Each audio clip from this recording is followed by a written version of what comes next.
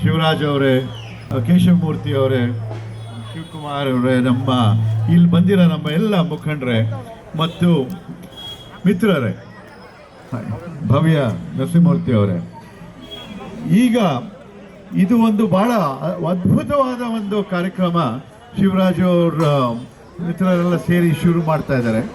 ಏಕೆಂತಂದರೆ ಇದು ಜಬರ್ದಸ್ತಿ ಬೆದರಿಸಿ ಜನಕ್ಕೆ ಕನ್ನಡ ಕಲೀರಿ ಅಂತ ಆ ಒಂದು ಉದ್ದೇಶದಿಂದ ಬರ್ತಾ ಇಲ್ಲ. ನಾವು ಪ್ರೀತಿಯಿಂದ ಮತ್ತು ವ್ಯವಸ್ಥೆ ಮಾಡಿಕೊಟ್ಟು ಕನ್ನಡ ಕಲೀರಿ ಅಂತ ಮುಂದೆ ಬರ್ತಾ ಇದ್ದೀವಿ. ಏನೋ ನಿಮ್ಗೆ ಬರೋದಿಲ್ಲ ಅಂದರೆ ಒಂದು ಪುಸ್ತಕ ಕೊಡೋಣ, ನೀವು ಕಲೀರಿ.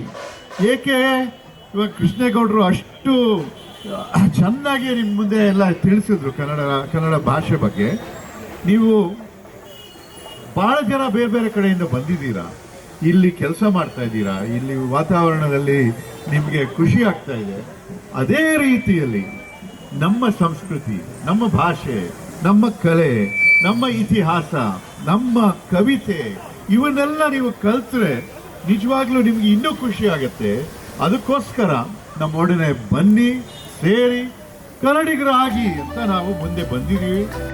ಶಿವರಾಜ್ ಸರ್ ಅವರು ಗೌರವಿಸ್ತಾ ಇದ್ದಾರೆ.